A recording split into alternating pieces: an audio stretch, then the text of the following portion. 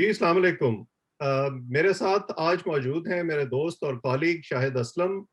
बहुत prominent reporter हैं पाकिस्तान में, काफ़ी बड़े-बड़े इदारों से वाबस्ता रहे हैं और इस वक्त इन्होंने एक तहलका मचा दिया है पाकिस्तान की सहाफ़ती दुनिया में और सियासी दुनिया में। साबिक डीजीएफआई बशीर मेमन का एक इंटरव्यू करके और पिछले चंद रोज़ से तकरीबन उसी पर बात हो रही है। जो हुक्मरान जमात है वो रोज़ किसी न किसी हवाले से प्रेस कॉन्फ्रेंस कर रही है जिसमें इंटरव्यू पर बात हो रही है, जो रात को टॉक शोज़ हो रहे हैं उनमें भी उसी पर बात हो रही है। और जो नया तनाज़ा खड़ा किया गया है वो ये है कि बशीर मेमन साहब तो शायद झूठ बोल रहे थे और उन्होंने कोई यू टर्न ले लिया है।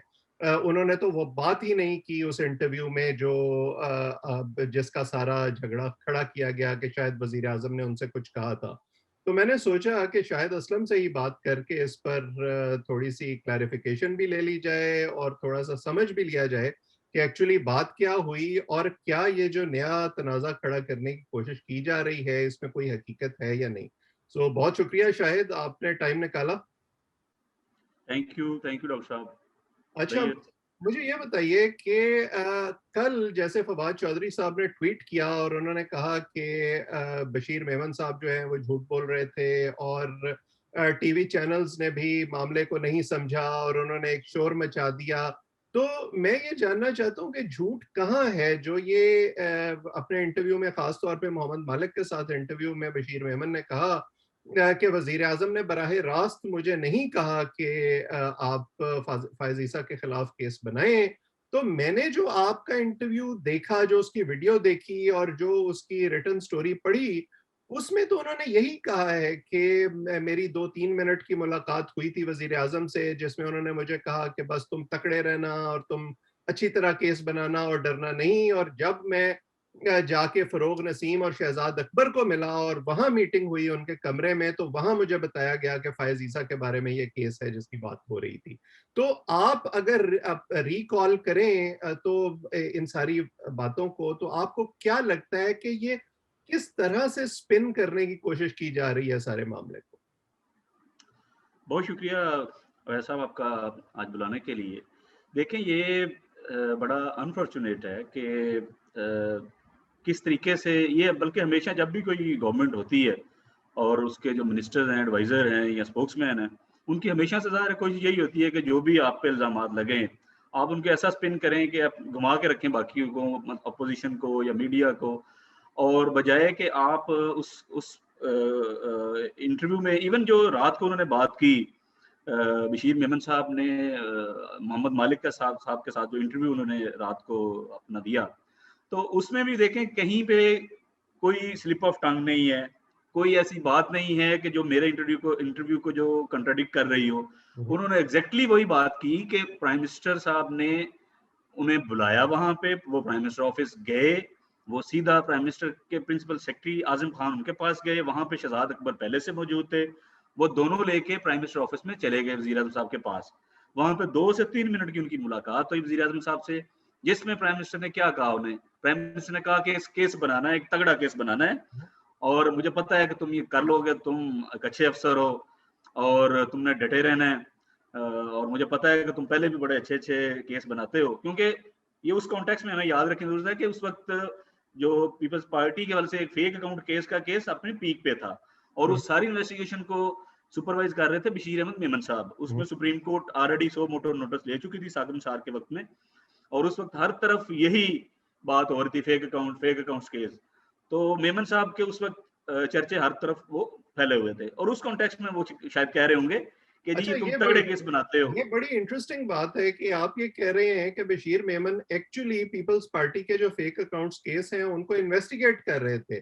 और एक जो मीडिया में नैरेटिव बनाया जा रहा है खास तौर पर सोशल मीडिया में, वो ये है कि वो तो शायद आसिफ जरदारी के बगल बच्चे हैं और हमेशा उनके फेवरेट रहे हैं, इसलिए शायद उधर से उनको कोई इशारा हुआ है। नहीं। इसमें ये जो ऐसी बातें कर रहे हैं असल में एक तो कॉन्टेक्स्ट का नहीं पता, दूसरा बहुत सी चीज़ों का उनको रियलिटी का नहीं पता। बशीर मेमन साहब कभी भी पीपल्स पार्टी के बगल बच्चे वगैरह नहीं रहे। उनके शदीद तरीन इख्तिलाफ़ात जो हैं वो रहे हैं बशीर मेमन साहब के साथ क्योंकि बशीर मेमन जो अभी तक ज़ाहिर है क्योंकि मेरा भी काफ़ी देर से उनसे काफ़ी सालों से इंटरेक्शन है उनका और बहुत से सहाफ़ती जो हमारे नुमाइंदे हैं वो जानते हैं, बड़े सीनियर सीनियर जर्नलिस्ट जो उनसे मिलते रहे हैं जब वो बतौर DGFI इस्लामाबाद में तैनात थे, तो बहुत से लोगों का उनके साथ इंटरेक्शन था और मेरा भी ज़ाहिर रहा है बहुत ज़्यादा इंटरेक्शन। तो उनका एक बैकग्राउंड है ज़ाहिर है उनकी सर्विस का कि पीपल्स पार्टी उनको हमेशा उनके साथ मसले रहे हैं। इवन बेनज़ीर भुट्टो साहिबा के दौर में वो 1-2 दफ़ा सस्पेंड भी रहे कुछ मामलात की वजह से। तो ये तो बिल्कुल वो बात कोई नहीं है इसमें कि वो उनके बगल बच्चे हैं। दूसरी तरफ आ जाएँ जो उस इंटरव्यू को तोड़ने मरोड़ने की बात हो रही है कि वो मालिक बल्कि मैं ये चाहूंगा कि जो बात उन्होंने उस इंटरव्यू में की थी वो जी, मैं जी। यहाँ पे प्ले करूं ताकि जो लोग हमें इस वक्त देख रहे हैं वो भी उसको सुन लें और उसके बाद हम उस पर बातचीत करें और लोग भी ये फैसला करने में जो है उनको आसानी हो कि क्या वाकई जो है वो आप कोई नई बात कर रहे हैं या वही बात कर रहे हैं जो उन्होंने पहले की। मुझे फोन आया था चीफ एग्जीक्यूटिव ऑफिस से, वजीर आज़म हाउस से आपको फोन जी हाँ, वहां से फोन आया था कि आपकी मीटिंग है। और किससे मीटिंग है? जाहिर है चीफ एग्जीक्यूटिव के ही उसके साथ ही मीटिंग होती थी। तो मुझे वहाँ से आया फ़ोन, तो वहाँ पे principal secretary to prime minister के ऑफिस में हम गए। वहाँ पे शहजाद अकबर साहब भी मौजूद थे। आज़म साहब जो प्रिंसिपल सेक्रेटरी है प्राइम मिनिस्टर साहब के, वो और शहजाद अकबर साहब मौजूद थे वहाँ पे।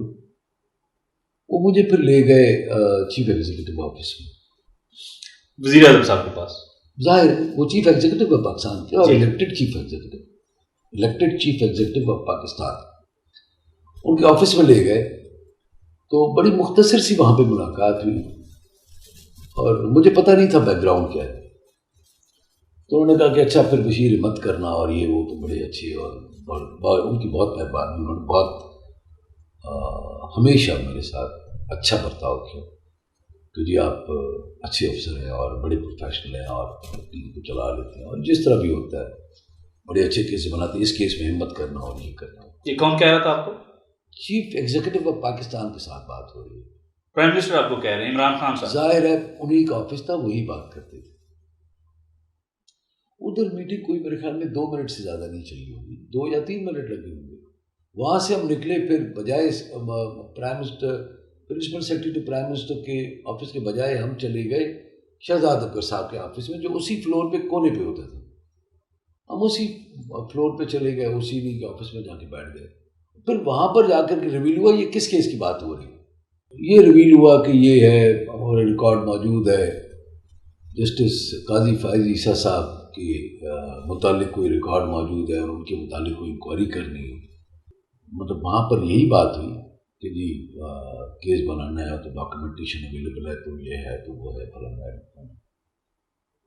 तो मैंने कहा excuse me, you are talking about Qazi Faez Isa, justice Supreme Court of Pakistan and his wife. हाँ, और मैंने कहा खुदा खुदा करिए, क्या कर रहे हैं आप लोग? अब इसमें देखें कहीं वो कह रहे हैं कि ये बातें नहीं हुई। जो बातें मालिक साहब के प्रोग्राम में उन्होंने रात को की और जो 11 अप्रैल को मुझे उन्होंने इंटरव्यू में कहा, क्या उसमें आपको लग रहा है कोई डिफरेंस? कोई 1 इंच भी जो है वो बात में कोई डेविएशन नहीं है, कोई कंट्राडिक्शन नहीं है। वो एग्जैक्टली वही बात कर रहे हैं जो उन्होंने 11 अप्रैल को मेरे साथ इंटरव्यू में की कि मुझे प्राइम मिनिस्टर ऑफिस में बुलाया गया, मैं वहां पे गया, ये दोनों साहब मेरे साथ थे, हम पीएम ऑफिस में गए, प्राइम मिनिस्टर से मुलाकात हुई, 2-3 मिनट की वो मुलाकात थी। उसमें वो कहते रहे कि तगड़ा केस बनाना है, डटे रहना है, तुम्हारी रेपुटेशन पहले भी बड़ी अच्छी है और इसमें भी हिम्मत करनी है, एक अच्छी टीम बनानी है तुमने।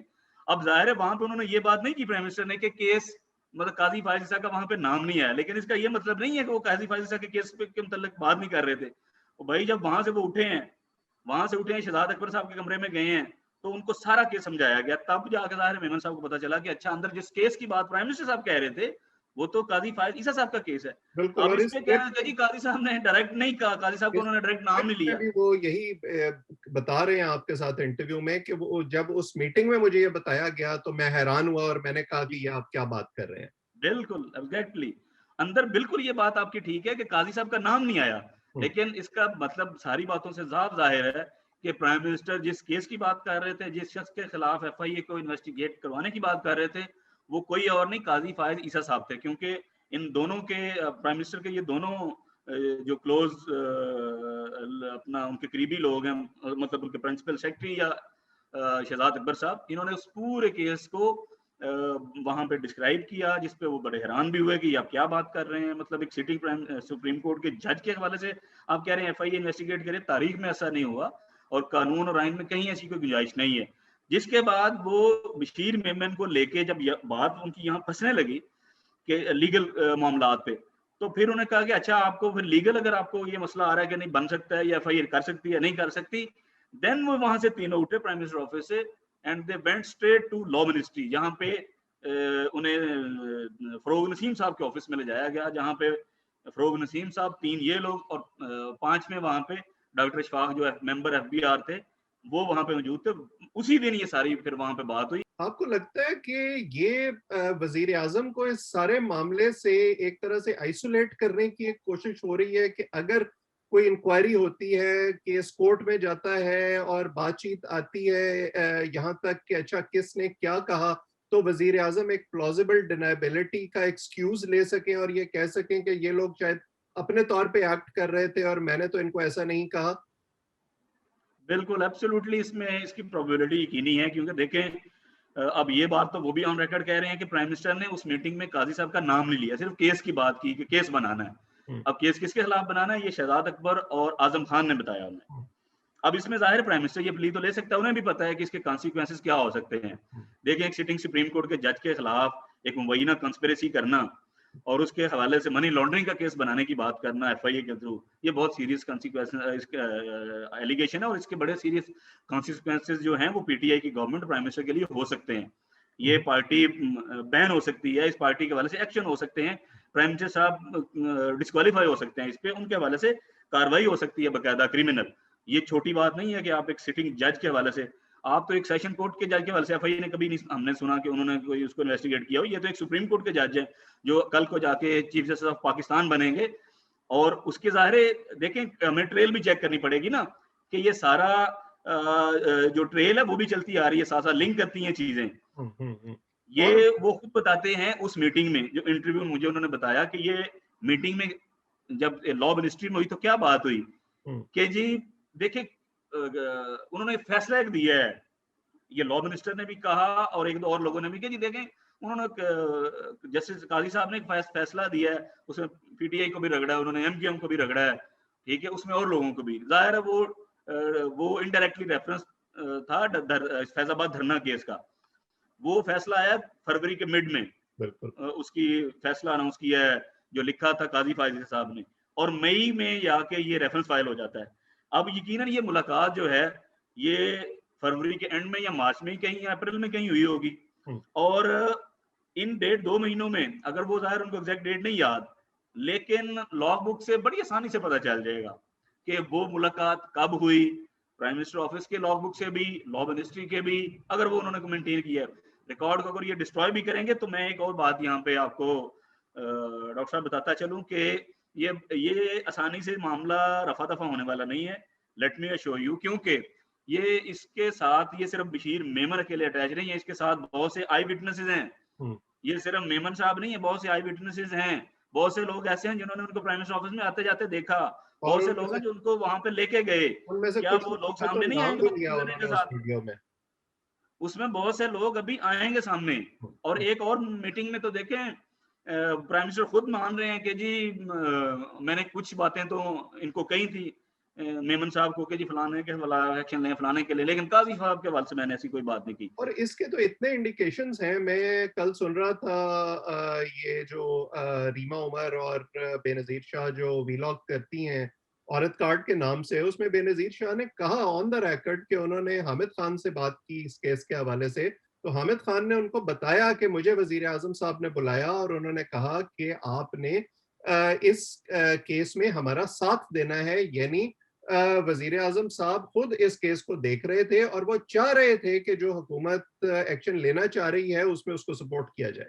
एब्सोल्युटली, मैंने वही ना कहा कि डॉक्टर साहब इसमें आहिस्ता आहिस्ता आप देखिएगा ऐसे ऐसे आई विटनेस अकाउंट सामने आएंगे कि आप खुद दंग रह जाएंगे। या आप खबर दे रहे हैं और हमारे देखने वालों को टीज कर रहे हैं मुझे यकीन है कि उनको इसका इंतजार रहेगा और यही इन्वेस्टिगेटिव जर्नलिज्म है जो हुकूमतों को समझ नहीं आती कि रिपोर्टर के तर्किश में जो सिर्फ अपने काम पर भरोसा करता है कितने तीर होते हैं जिनको वो इस्तेमाल कर सकता है, खास तौर पर वो अगर इन हुकूमतों के ख्याल में जो किसी एक साइड है उसके साथ अलाइन नहीं कर रहा। सो उस पर मैं बात करता हूं जो आपके पर्सनल कंडक्ट पर सवाल उठाए जा रहे हैं। एक चीज जो कही जा रही है वो ये है कि जो लॉग बुक है जिसकी बात बशीर मेमन साहब ने भी की, शायद उसमें कोई टेम्परिंग कर ली गई होगी, शायद वो एविडेंस मिटा दिया गया होगा। तो आपके ख्याल में ऐसा कुछ मुमकिन है? देखिए, अगर उसमें डॉक्टर साहब, अगर इस बात का यकीनन खदशा तो है। अब सिटिंग गवर्नमेंट है, प्राइम मिनिस्टर है, उसके बड़े अहम अपना जो मिनिस्टर्स हैं, एडवाइजर हैं, उसका पर्सनल जो स्टाफ है, उस पर ये इतने सीरियस एलिगेशन लग रहे हैं कंस्पिरेसी के एक सिटिंग जज के खिलाफ। तो सर जाहिर है वो अपने तौर पे क्या कुछ नहीं करेंगे। अभी भी पूरी कोशिश हो रही है कि प्राइम मिनिस्टर को इस मामले से डिस्टेंस किया जाए। बाकी जो रिकॉर्ड को टेम्पर करने के वाले से बिल्कुल जाहिर है वो सिटिंग गवर्नमेंट है, वो कर सकते हैं।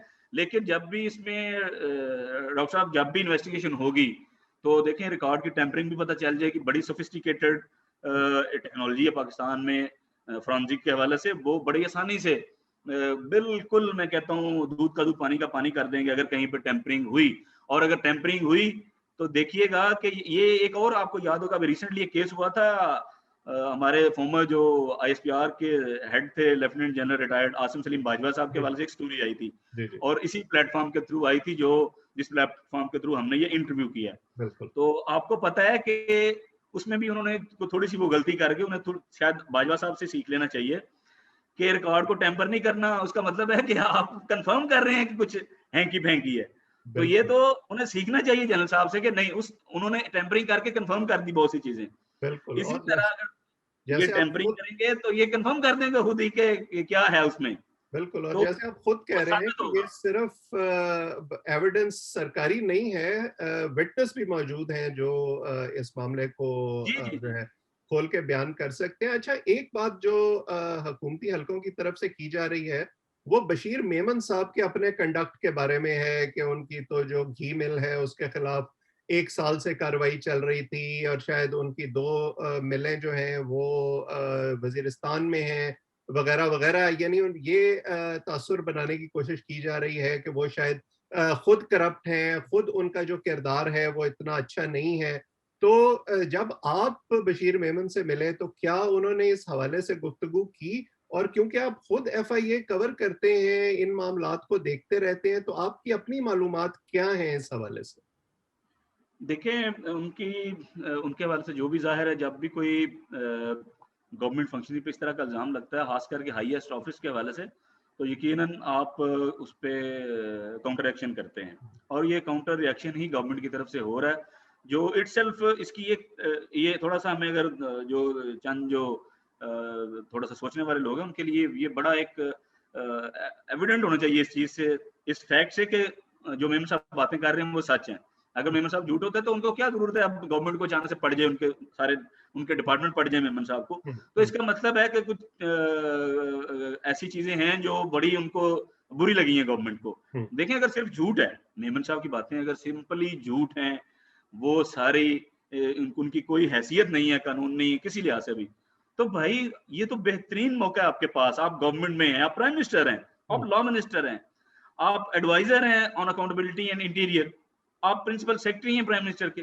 भाई किसने रोका है आपको? एक बनाए हाई पावर्ड कमीशन और लटका दे मेमन साहब को अगर वो झूठ बोल रहे हैं। इससे बेहतर और क्या आपके पास ऑप्शन हो सकती है? आप अपोजिशन में नहीं है जहां पे सिर्फ नारे मारना काम है, जहां पे सिर्फ जो है लोगों के पे इल्जाम लगाना वो आपका काम है। नहीं, यहाँ आपके पास इख्तियार है, आपके पास अथॉरिटी, आप प्राइम मिनिस्टर हैं। अब लिखें सुप्रीम कोर्ट को कि बनाए जी एक हाई पावर्ड कमीशन, या आप खुद से रिटायर्ड को अच्छी रेप्यूट के सुप्रीम कोर्ट के जजेस उन्हें नॉमिनेट करें, कहें हम मैं हाजिर हूँ, पकड़े इस मेमन को, पकड़े ये जितने भी जिन पे इल्जाम वो लगा रहे हैं, बिठाएं सारों को इन्वेस्टिगेट कर लें। तो सिर्फ ये आए बाएं शाएं करके टाइम बार्गेन करना, हम जी लीगल नोटिस भिजवा दिया। अवैध भाई आप भी इतना अर्सा पाकिस्तान में रिपोर्टिंग करते रहे, आपको पता है कि डेफेमेशन के केसेस की यहाँ पे क्या वैल्यू है, यहाँ पे प्रोसेस क्या होता है। खुद प्राइम मिनिस्टर साहब पे डेफेमेशन के 2-3 केस फाइल हुए हैं, एक शहबाज शरीफ साहब ने किया हुआ और एक नजम सेठी साहब ने भी किया हुआ है। 5-7 साल गुजर गए इस बात को, कुछ हुआ आज तक? कुछ नहीं हुआ। उन्होंने स्ट्रेटजी सिर्फ ये बनाई हुई है कि हमने इसको डेविएट करना है, कहीं ये मामला जुडिशियल कमीशन या उस तरफ ना जाए, हम सिर्फ कह देंगे जी हमने नोटिस दे दिया। बिल्कुल। कोई बंदा भी उन पे 3 दिन तक पर्सनल कंडक्ट पे कोई बात नहीं कर रहा था। सारे कह रहे थे ये बड़े अच्छे अफसर थे, ये बड़े ईमानदार थे, इनका जनाब कंडक्ट बड़ा जबरदस्त था, ये बड़े तगड़े अफसर थे। भाई 3 दिन तक आप खुद इस चीज की गवाही देते रहे। अभी मोहम्मद मालिक साहब के साथ मोहम्मद जो नदीम मलिक सॉरी समा टीवी पे, वहां पे शहरियार अफरीदी 2 दिन पहले बैठे हुए थे। वो कह रहे थे मैं खुद हैरान हूं कि यार ये बंदा तो बड़ा ईमानदार, ये बड़ा जबरदस्त अफसर था। इवन प्राइम मिनिस्टर नाराज हुए जब मेरी इनसे किसी बात पे नाराजगी हुई, जब वो अपना वो थे स्टेट मिनिस्टर ऑन इंटीरियर, तो उनकी किसी बात पे मेमन साहब के साथ कुछ अनबन हो गई और प्राइम मिनिस्टर ने उन्हें कॉल करके डांटा शहरियार अफरीदी को, यार तुमने मेमन साहब को नाराज कर दिया है, क्या बात की आपने, क्यों उनसे ऐसी बात हुई है कि वो नाराज है आपसे। आप अंदाजा करें कि उनके पर्सनल कंडक्ट के हवाले से, इससे ज्यादा मैं अब क्या कहूँ, मैं उनकी कोई करप्शन या उसको मैं नहीं डिफेंड कर रहा। अगर कोई ऐसी चीजें हैं तो आप इन्वेस्टिगेट करें यार, आपके पास डिपार्टमेंट है सारे। और अगर जिस तरह की भी बातें आप कर रहे हैं तो ये तो वो जाहिर है डीजीएफआई रिटायर हुए 1.5 साल हो गया। अगर इस तरह की चीजें थी या करप्शन के मामला थे तो आपने भी उनको 1.5 साल तक यार, आप जुलाई में आ गए, 25 जुलाई को इलेक्शन हुआ, अगस्त में आपकी गवर्नमेंट बन गई 2018 में, तो नवंबर में वो रिजाइन करके जा रहे हैं 29 नवंबर 2019 को। तो ये एक अच्छा खासा टाइम था। एक ऐसे बंदे को जो आप कह रहे हैं इतना करप्ट था, ये था वो था, तो आपने 1.5 साल उस बंदे को रखा सीट पे, ठीक है। उस बंदे को आपने तब फोर्स किया रिजाइन करने पे, वो घर चला गया जब वो बहुत सी आपकी बातें नहीं मान रहे थे, जब बहुत से मामला पे उन्होंने आपको इनकार किया कि सर मैं ये नहीं कर सकता, मैं ये भी नहीं कर सकता, क्योंकि उसमें लीगल इम्प्लीकेशन है उन चीजों की। बिल्कुल। और इस हुकूमत का हमने ये देखा है जब से ये तकरीबन 3.25 साल से अब हुकूमत में है कि ये डिस्क्रेडिट करने पर ज्यादा यकीन रखते हैं, इन्वेस्टिगेट करने पर इतना यकीन नहीं रखते, और इसीलिए शायद ये इल्जामात भी इस वक्त लगाए जा रहे हैं। ये दूसरा जो इन्होंने एक हुकूमती हलकों ने एक लाइन ली है वो आपके कंडक्ट के हवाले से है कि आप नून लीग के पेरोल पर हैं, आप को किसी इस्लामाबाद के सहाफ़ी ने भेजा कि आप इस तरह से जाएं और इंटरव्यू करके आए हैदराबाद में, आप खुद शायद उस हवाले से इतने क्लियर नहीं थे या ये आपका अपना इनिशिएटिव नहीं था। तो आपको तो हम इतने अरसे से जानते हैं, आपने हमें कभी बताया ही नहीं कि आप इतने मोटे-मोटे लिफाफे ले रहे हैं, शायद हम भी आपसे कुछ गुर सीख लेते। ये बिल्कुल सही है बात। ये तो चीजें जो अभी बता रहे हैं आप, ये मुझे भी जाहिर है, मैं आपको कैसे बताता, मुझे खुद अब पता चल रही है कि मैं को नून लीग के पेरोल पे हूँ या पता नहीं क्या मामला था मेरे। देखिए ये बड़ा अलमिया है हमारा, ऑन द सीरियस नोट ये बड़ा अलमिया है कि खासकर किस गवर्नमेंट के हवाले से ये एक खास जो है माइंडसेट से कभी बाहर ही नहीं निकले, अभी भी नहीं निकल रहे। शोज़ब रज़ा साहिबा और ज़रताज गुल साहिबा ने जब मेरा ये इंटरव्यू हुआ उससे नेक्स्ट डे इन्होंने एक प्रेस कॉन्फ्रेंस की इस्लामाबाद में। आप देखें वो एक इनमें एमएनए है और पार्लियामेंट्री सेक्रेटरी हैं, दूसरी स्टेट मिनिस्टर हैं। अब ये गवर्नमेंट में बैठे हुए हैं और कह रहे हैं कि वहां पे कि ये इंटरव्यू किया है ये शायद किसी नून लीग के सोशल मीडिया के या सोशल मीडिया के सेल के किसी बंदे ने किया और उसको मरीम रीट्वीट कर रही हैं। मैं कहता हूँ ये हाल है हमारा। अब ये स्टेट मिनिस्टर है और एक पार्लियामेंट्री सेक्रेटरी है, with due respect to those ladies. देखे थोड़ी सी, अगर इनके पास इतना स्टाफ है, इतनी सारी वो चीजें हैं, आप थोड़ा सा इसको इन्वेस्टिगेट कर लेते, थोड़ा सा जरा क्लिक ही कर लेते, गूगल पे शायद हम डालते ना तो मेरा सारा प्रोफाइल आ जाता। मेरा वो न्यूज का ज़ाहिर है 8-10 साल का जो करियर है वो, फिर दुनिया टीवी, फिर अभी बीबीसी के लिए मैं लिखता हूँ आपको पता है रेगुलरली, फिर एपी के लिए मैं कंट्रीब्यूट करता हूँ और एक दो और इंटरनेशनल ऑर्गेनाइजेशन के लिए वो निकला था। वो बेसिकली जो मरियम नवाज साहिबा ने रीट्वीट किया वो कोई और अकाउंट था जिसपे वो सोशल मीडिया का या यूट्यूब का और चैनल था जिसने हमारा ही इंटरव्यू वहां पे डाल के तो उन्होंने वो ट्वीट किया हुआ था। मरियम नवाज साहिबा ने उसको रिट्वीट किया। इवन मरियम साहिबा ने भी हमारी पर मतलब मेरी ट्वीट या हमारे अदारे की तरफ से जब वो शेयर किया गया, अपलोड किया गया, तो वो उन्होंने वो ट्वीट नहीं किया, उन्होंने खुद आ रहे कोई और वो यूट्यूब का चैनल है वहां से उसको उन्होंने रिट्वीट किया। अगर किया भी हो तो क्या फिर हम इसका मतलब ये समझें कि पीटीआई के ऑफिशियल अकाउंट से या उनके लीडर्स के ऑफिशियल अकाउंट से जो आसिफ जरदारी की करप्शन के बारे में या मुस्लिम लीग नून के लीडरों की करप्शन के बारे में जो स्टोरीज दिन रात रीट्वीट की जाती हैं या जिन सहाफियों को रीट्वीट किया जाता है वो फिर पीटीआई के या हुकूमत के पेरोल पर हैं?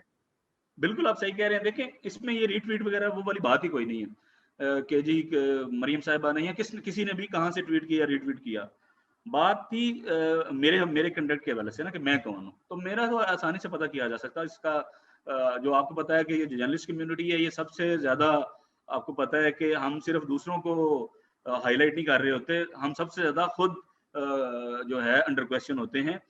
और दूसरी उसके रिलेटेड के देखें कि जब मतीउल्लाह जान साहब ने आज से कुछ महीने कबल इंटरव्यू किया बशीर मेमन साहब का, जब इनका केस इस्लामाबाद हाई कोर्ट में था, इनकी पेंशन वगैरह रुकी हुई थी, वो केस की जब प्रोसीडिंग चल रही थी और ये केस जीत गए सिंगल बेंच का, तो वहाँ पे मतीउल्लाह जान साहब की इनसे मुलाकात हुई और उन्होंने कुछ चीज़ें वहाँ पे बताई पहली दफ़ा कि जी गवर्नमेंट मुझे किस तरह से प्रेशराइज कर रही थी कि फलां के हवाले से एक्शन लो, फलां के हवाले से एक्शन लो, साथियों की टांगें तोड़ दो, ये कर दो और वो कर दो।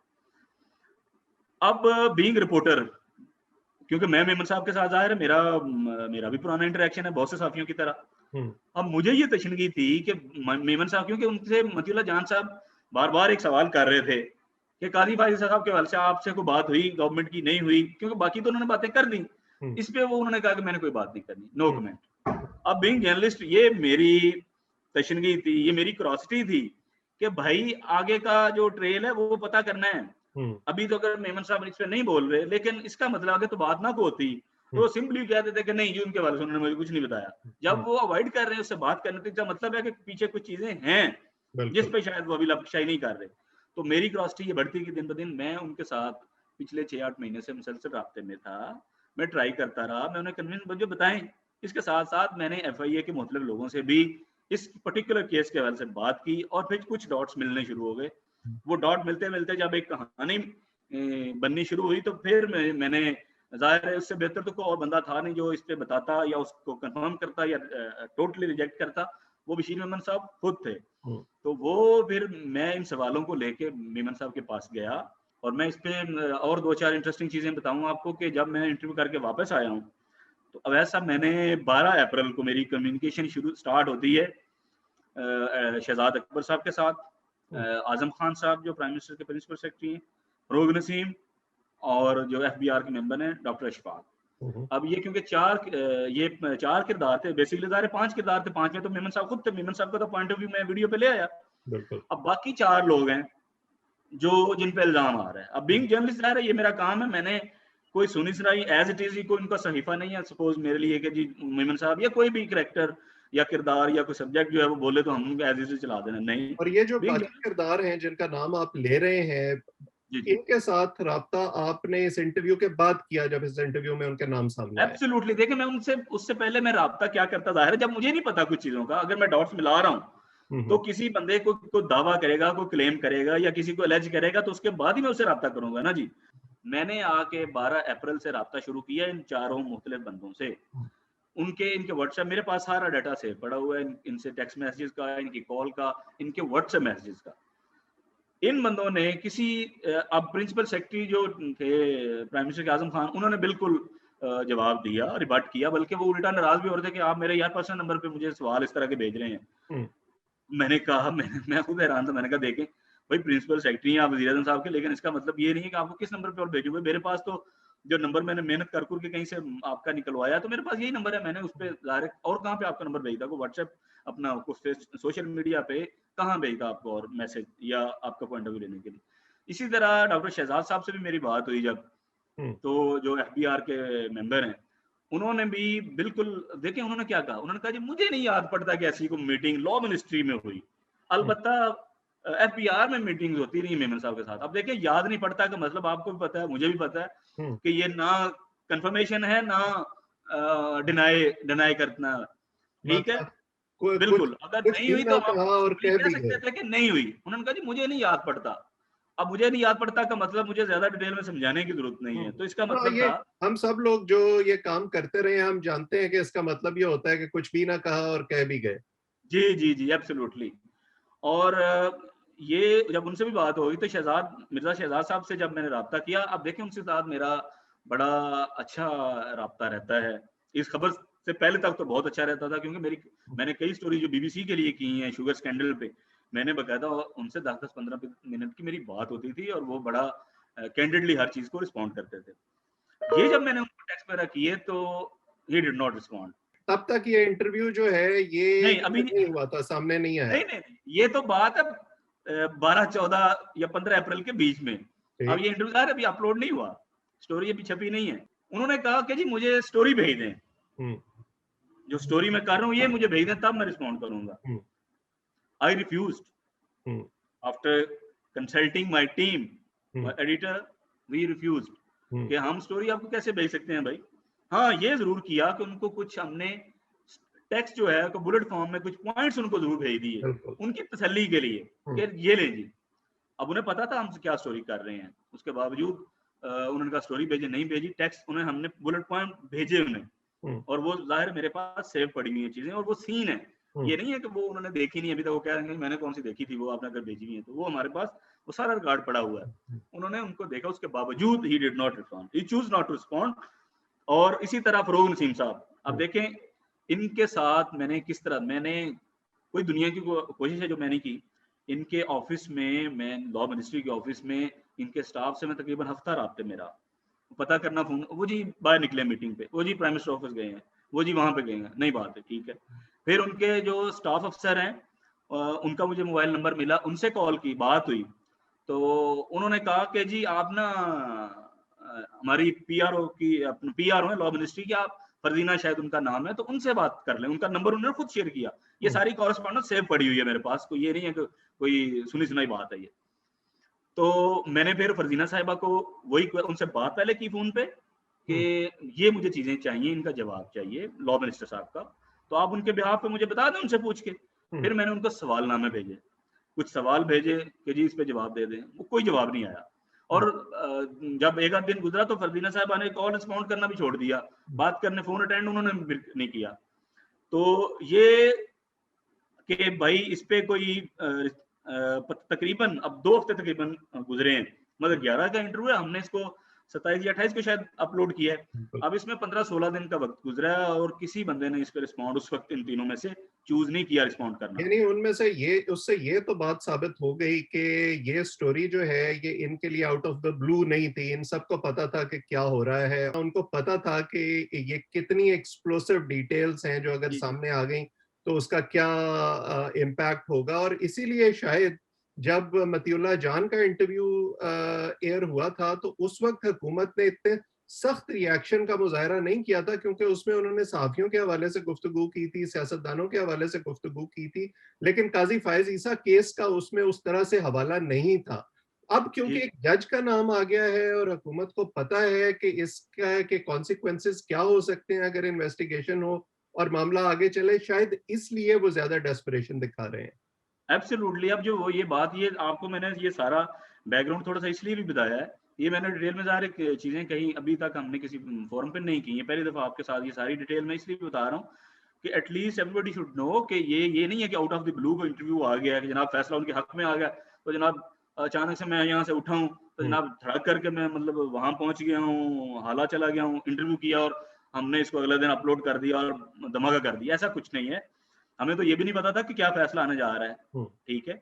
और यानी 11 अप्रैल को रिकॉर्ड हुआ, हमें क्या पता क्या फैसला आ रहा है, हो सकता है उनके खिलाफ भी फैसला आ जाता, ठीक है। हमने इंटरव्यूज को सिर्फ इसलिए रोका कि अगर हम प्रोसीडिंग के दरमियान में करते तो आपको पता है इसके लीगल इसकी इम्प्लीकेशन क्या होती।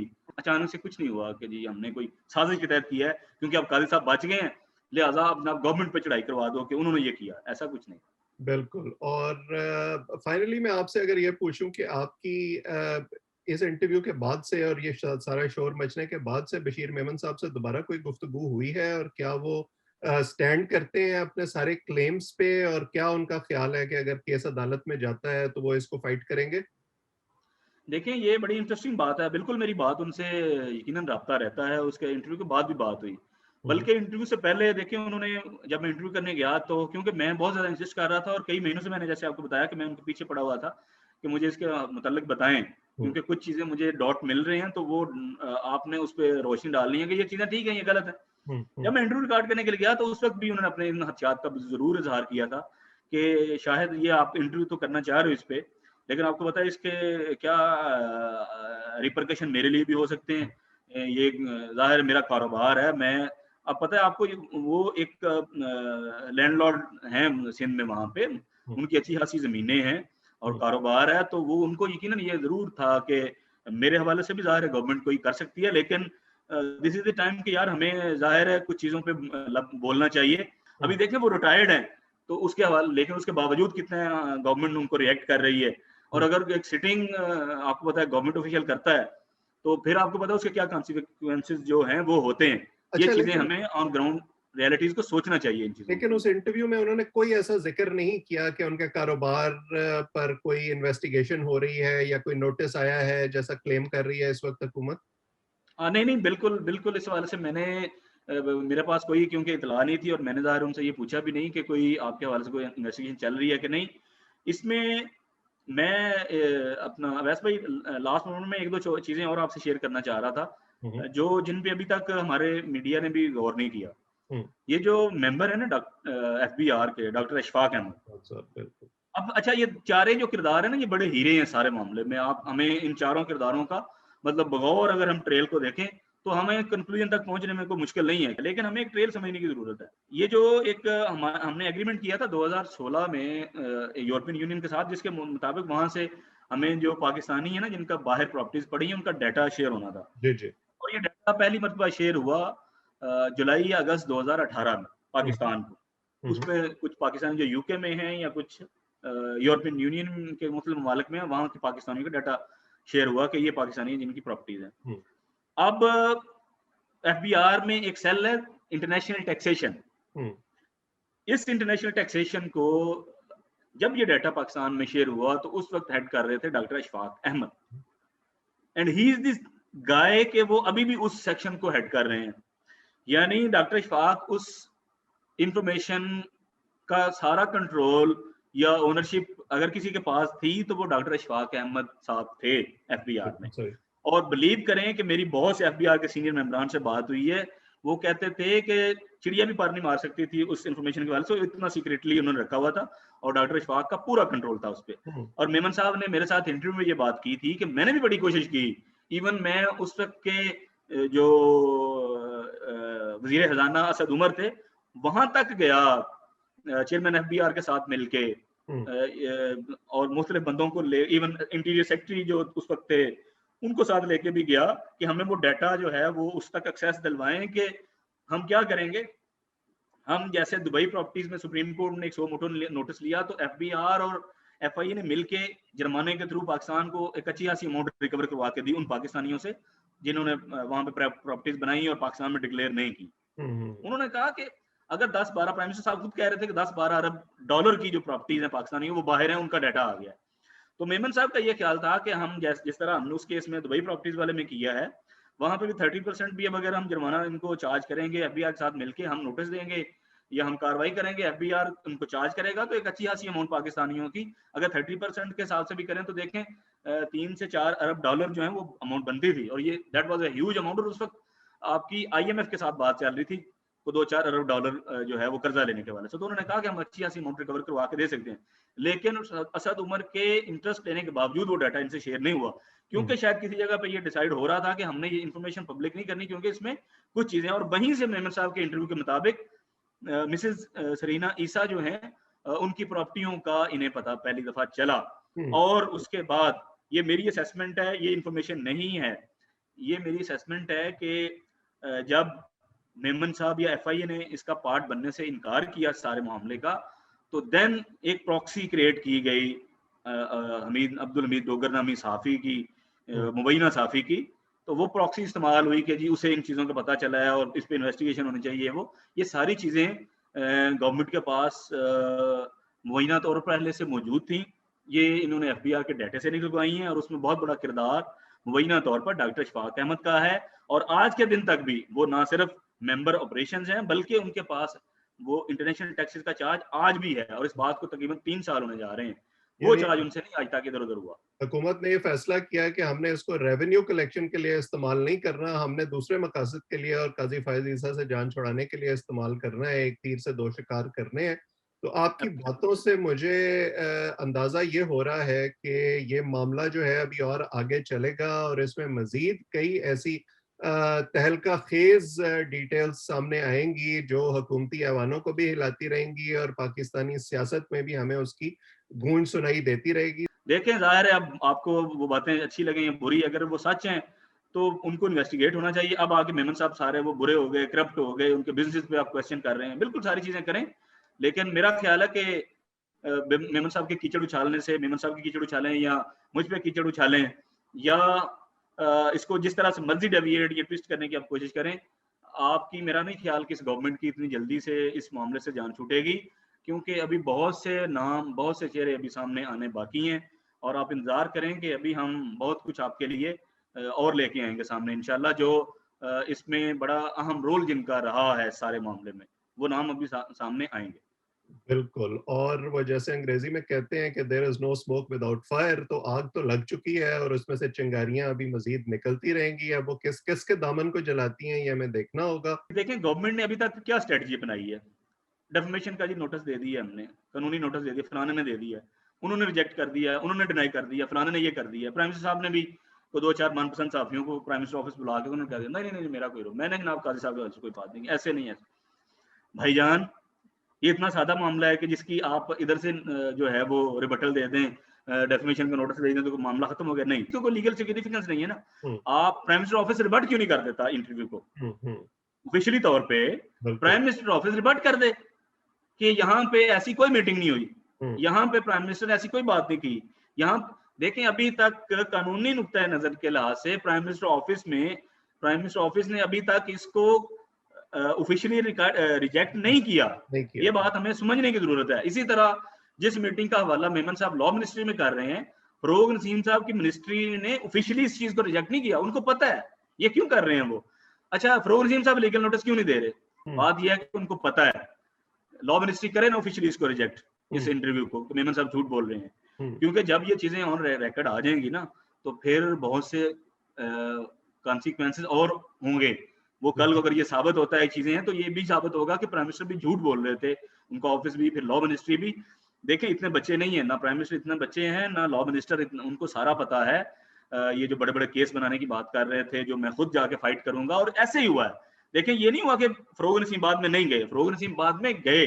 जो मेमन साहब 11 अप्रैल के इंटरव्यू में कह रहे हैं, तो मेमन साहब के इंटरव्यू के मुताबिक वो चीज़ें ऐसे हुई हैं। बिल्कुल। फरोग नसीम साहब ने बाद में कंटेस्ट किया है रिज़ाइन करके लॉ मिनिस्ट्री से, दोबारा फिर आके उन्होंने लॉ हुँ, मिनिस्टर फिर बन के ओथ ले लिया। हुँ, तो चीज़ें उसी फॉर्म में हुई हैं। तो ये मेरा ख़्याल है इतना सादा मामला नहीं है। गवर्नमेंट को बार-बार इस पे रिस्पॉन्ड करना पड़ेगा, और अगर गवर्नमेंट नहीं करती तो मेरा ख़्याल है किसी और अदारे ने इस पे जैसे जुडिशरी है, क्योंकि उनके सिटिंग एक सीनियर जज हैं। मेरा ख़्याल है वुकला बिरादरी चली जाएगी सुप्रीम कोर्ट। हुँ। उन्होंने ऑलरेडी पाकिस्तान बार काउंसिल और मुख्तलिफ जो even Sindh high court bar council से भी शायद को आ गई है। इस मामले के स्टेक होल्डर काफ़ी ज़्यादा हैं और हुकूमत का तो ट्रैक रिकॉर्ड यही बताता है कि मीठा-मीठा हाथ और कड़वा-कड़वा थू-थू। कामरान खान साहब ने भी टाइमिंग की वजह से कहा कि जी प्राइम मिनिस्टर साहब आपको टाइमिंग को जरूर देखना चाहिए कि जनाब ये टाइमिंग इसकी कितनी है, हमें इस इंटरव्यू। ये बातें जो हैं सारी, ये शायद से ही पूछ लेते आपके इंटरव्यू कब हुआ, या कोई कंस्पिरेसी है, हुँ, मुबैना सादिक के साथ ये इंटरव्यू हुआ, ये क्या हुआ है। एक तो चीज़ वहाँ से क्लियर हो जाती, और या इन अपना हुकूमती जो मुशीर वज़ीर है, इनसे ही पूछ लेते कि शायद असलम आपके साथ कब से राब्ते में था हुँ। अपना पॉइंट ऑफ व्यू लेने के हवाले से। ये तो वो तभी करेंगे ना अगर उनको सच तक पहुंचना हो। इस वक्त तो मसला सच को सामने लाना नहीं बल्कि सच को इस तरह घुमाना है कि वो उनके मतलब की डिटेल्स सामने आए और जो वो नहीं चाहते वो डिटेल्स जो है वो कहीं धुंध में गुम हो जाएं। आजकल धुंध का बहुत जिक्र होता है, तो बहरहाल इस हवाले से आपसे बात करते रहेंगे और आपकी फॉलोअप स्टोरीज का भी हमें इंतजार रहेगा। अभी तक के लिए बहुत शुक्रिया जी। नाजरीन, आपने देखा ये सारी गुफ्तगू शाहिद असलम के साथ और जो डिटेल्स इस इंटरव्यू के हवाले से कि ये इंटरव्यू कैसा हुआ, इसमें कौन-कौन सी डिटेल्स थी, कौन-कौन से किरदार थे जो सामने आ चुके हैं और कौन-कौन से किरदार हैं जो अभी पस मंज़र में हैं और सामने आएँगे। शाहिद असलम के साथ और दीगर लोगों के साथ जो इस मामले से जुड़े हुए हैं, बातचीत हम आपके सामने लाते रहेंगे। आप अगर चाहें तो चैनल को सब्सक्राइब करें ताकि ये डिटेल्स जो हैं आप तक पहुंचती रहें। इस हवाले से तबसरे, एक्सक्लूसिव डिटेल्स, इंटरव्यूज़ जो हैं, उनका सिलसिला जारी रहेगा। आपका बहुत शुक्रिया।